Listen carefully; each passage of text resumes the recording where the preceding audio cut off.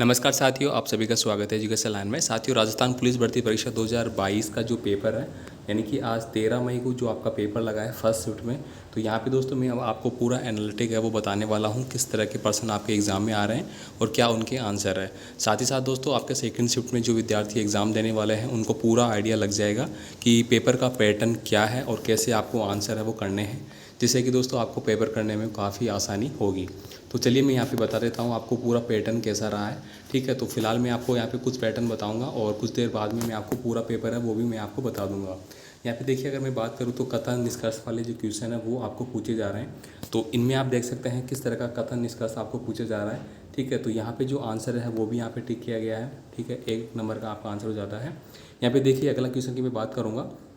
कथनों को आपको पढ़ना है। ठीक है, मतलब कथन निष्कर्ष के पर्सन 100% आपके आ रहे हैं। तो आपने अगर इसको नहीं पढ़ा है तो आप पढ़ लीजिए, बाकी आप इनको एक्सरसाइज कर लीजिए फटाफट से। जैसे कि देखिए, दुकानदार ने संजय से कहा, इनमें से ये 3 दरवाज़ों वाला फ्रिज आपकी ज़रूरत के हिसाब से उपयुक्त रहेगा। तो यहाँ पे देखो, जो बात कही गई है उसके हिसाब से जो आंसर है वो आपका 3 नंबर का आंसर निकल के आ रहा है। यहाँ पे देखिए दोस्तों, आपका पाई चार्ट से रिलेटेड है क्वेश्चन, वो भी आपको यहाँ पे पूछा जा रहा है। ठीक है, तो ये आप देख लीजिए।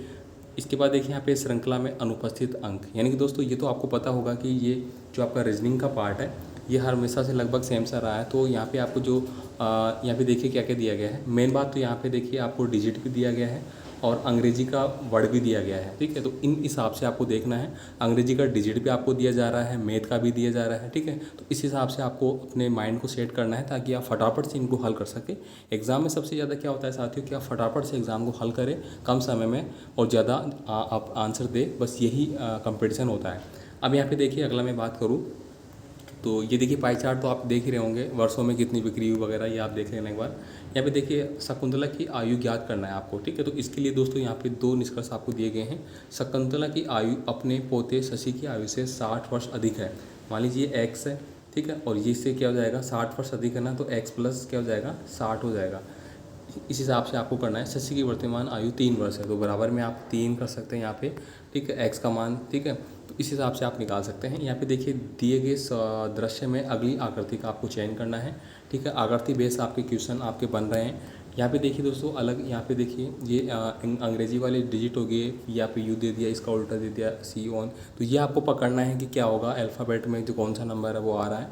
ठीक है, यहाँ पे देखिए ये भी आपको जो स्पेशल कैरेक्टरिस्ट होता है वो आपको दिया गया है, इनके बारे में पूछा जा रहा है। आंसर यहाँ पे 4 नंबर निकल के आ रहा है। यहाँ पे देखिए ये भी, तो इस तरह के प्रश्नों को आप फटाफट से देख लीजिए। ये देखिए कूट मिलान वाला आपने मुझे अच्छे से पढ़ रखा होगा। तो यहाँ पे देखिए मार्शल आर्ट, कूट, फू, कराटे, तो ये सारे क्या है, एक ही चीज़ तो है, ये एक ही चीज़ के पहलू है। जैसे कि मार्शल आर्ट आ गया तो मार्शल आर्ट में कुंफू भी आ गए, कराटे भी आ गए, बस इस तरह से।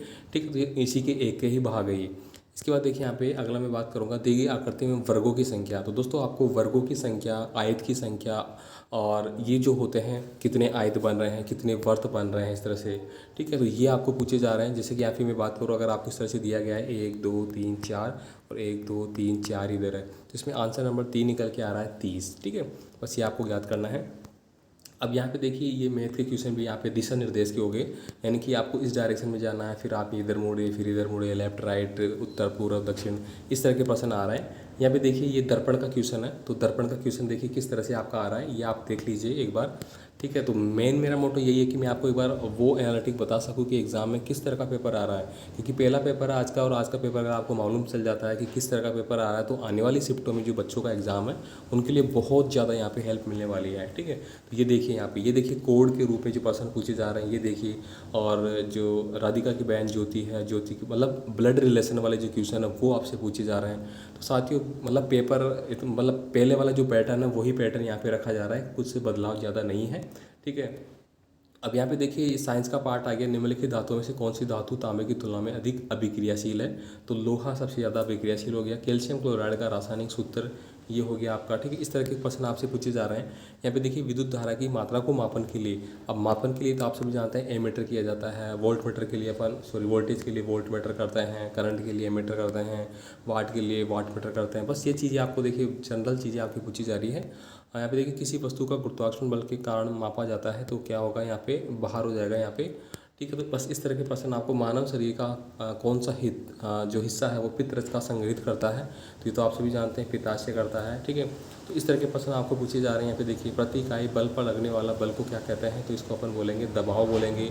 ठीक है, वायरलोस संधि पर हस्ताक्षर कब हुए थे, ये आपको पूछ लिया गया है। भारत की किस नदी में डुबकी लगाने पर आत्मा की शुद्धि होने का विश्वास है, तो ये तो सभी जानते हैं कि अपन ये गंगा में मानते हैं।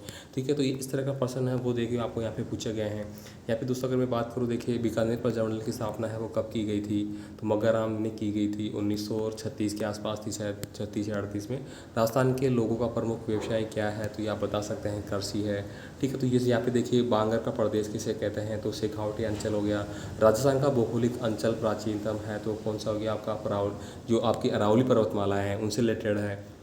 यहाँ पे देखिए जनगणना 2011 के बेस पे आपको क्वेश्चन पूछा गया है। ठीक है, तो ये दोस्तों आपको पूछे जा रहे हैं सागवान वन कहाँ पे है, सर्वाधिक औसत वर्षा का रिकॉर्ड कहाँ पे है, ये तो आप जानते हैं झालावाड़ सबसे ज़्यादा वर्षा होती है वहाँ पे, सबसे ज़्यादा वर्षा वाला जिला बोला जाता है वो, है ना।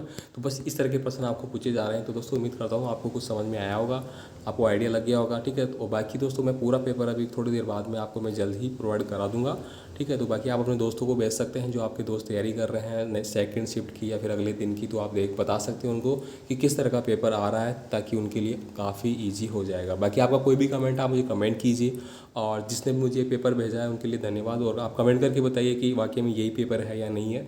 ठीक है, कि कई बार जो स्टूडेंट मजाक कर देते हैं हमारे साथ भी, दूसरा पेपर भेज देते हैं ऐसे वगैरह, लेकिन जहाँ तक मुझे लग रहा है कि पूरा पैटर्न है वो सेम इसी तरह का आ रहा है। ठीक है, तो आप कमेंट करिए। ठीक है, धन्यवाद।